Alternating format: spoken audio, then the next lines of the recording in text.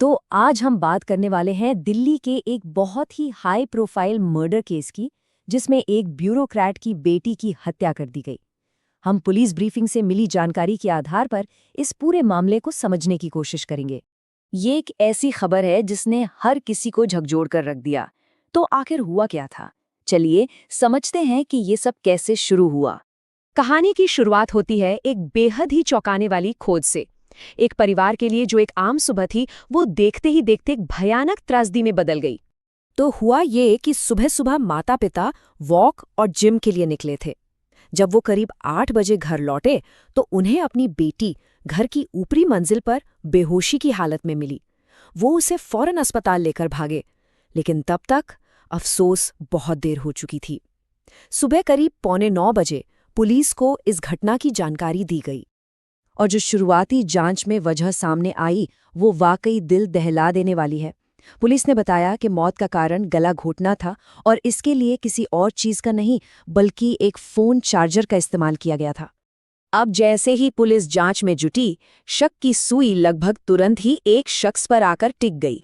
Police का सबसे पहला और सबसे गहरा शक गया एक 19 साल के लड़के पर, जिसका नाम था राहुल मीणा। वो पहले इसी घर में काम करता था, यानी वो परिवार और घर दोनों से अच्छी तरह वाकिफ था। तो सवाल उठता है कि उसे नौकरी से निकाला ही क्यों गया था?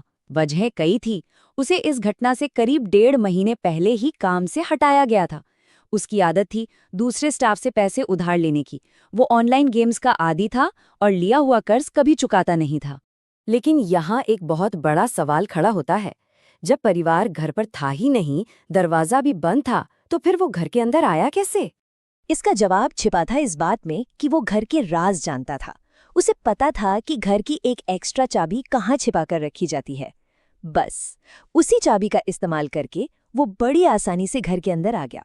इसके बाद पुलिस ने शुरू की सबूतों की कड़ियां जोड़ने की कवायद। संदिग्ध के हर कदम पर नजर रखने के लिए सीसीटीवी फुटेज और चश्मदीदों का सहारा लिया गया, और एक मजबूत केस तैयार किया गया।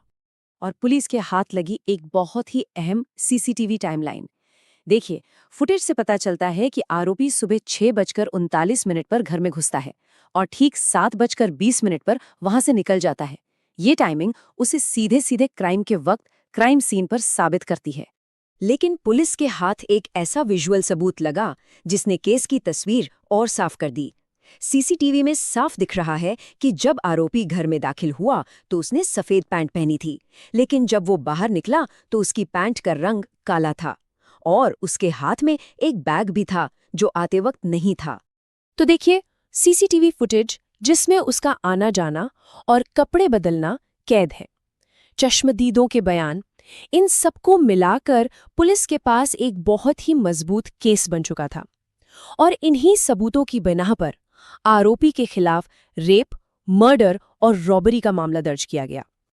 अब जाहिर है जुर्म करने के बाद आरोपी फरार था, और यहीं से शुरू हुआ पुलिस का एक बड़ा तलाशी अभियान। मामला कितना संगीन था, इसका अंदाजा आप इसी बात से लगा सकते हैं कि आरोपी को पकड़ने के लिए 15 से भी ज्यादा पुलिस टीमें बनाई गई। और ये तलाशी सिर्फ दिल्ली तक ही सीमित नहीं थी। पुलिस की टीमें राजस्थान के कई शहरों में भेजी गईं, जैसे कि अलवर, जयपुर और दौसा, क्योंकि आरोपी वहीं का रहने वाला था। इतनी बड़ी तलाशी का नतीजा क्या निकला? नतीजा ये रहा कि पुलिस का अभियान कामयाब हुआ। उसी दिन शाम होते होते आरोपी को दिल्ली के द्वारका इलाके में एक होटल से गिरफ्तार कर लिया गया, जहां वो छुपने की कोशिश कर रहा था। आरोपी तो पकड़ में आ गया, लेकिन एक सबसे बड़ा सवाल अभी भी बाकी था। उसने ऐसा किया क्यों? पुलिस अब इस घिनौने अपराध के पीछे के असली मकसद की जांच कर रही है। आखिर इतने घिनौने अपराध के पीछे की असल वजह क्या हो सकती थी? क्या ये सिर्फ लूटपाट थी या फिर मामला कुछ और ही था? पुलिस की शुरुआती जांच में 3 बड़ी संभावनाएं सामने आ रही थीं। एक, उसे नौकरी से निकाला गया था तो शायद वो गुस्से में था। दूसरा, डकैती, क्योंकि उसे पैसों की जरूरत थी। और तीसरा, जो शायद सबसे ज्यादा डरावना है, उसकी क्रिमिनल मेंटालिटी, यानी आपराधिक मानसिकता। लेकिन अब जो जानकारी सामने आई, उसने तो इस केस को एक बिल्कुल ही नया और चौंकाने वाला मोड़ दे दिया। पुलिस को पता चला कि दिल्ली की इस वारदात से ठीक एक दिन पहले आरोपी पर राजस्थान के अलवर में भी इसी तरह के एक जुर्म का आरोप लगा था। पुलिस ने भी अपनी ब्रीफिंग में इसी तरफ इशारा किया। उनका कहना था कि हो सकता है कि ये उसकी मानसिकता ही हो, लेकिन इस बात की पुष्टि उससे लंबी पूछताछ के बाद ही हो पाएगी। तो चलिए एक बार जल्दी से देख लेते हैं कि अब तक इस केस में क्या-क्या साफ हुआ है। एक पूर्व घरेलू सहायक ही अकेला आरोपी है। उसने घर में घुसने के लिए छिपी हुई चाबी की जानकारी का फायदा उठाया। सीसीटीवी और चश्मदीदों के सबूतों के आधार पर उसे एक ही दिन में पकड़ लिया गया और मकसद गुस्सा, लूट और एक क्रिमिनल बैकग्राउंड का मिला-जुला रूप नजर आ रहा है। तो आरोपी तो पकड़ा जा चुका है, लेकिन ये कहानी यहाँ खत्म नहीं होती। सवाल अब भी वही है कि जब इससे लंबी पूछताछ होगी और पूरी जांच आगे बढ़ेगी तो इस मामले की और कौन सी परतें खुलेंगी। आपको वीडियो कैसी लगी कमेंट करना ना भूलें, और आपको वीडियो अच्छी लगे तो वीडियो को ज़रूर लाइक करें और ऐसी ही जानकारी भरी वीडियो देखने के लिए चैनल को सब्सक्राइब करें। राधे राधे जी।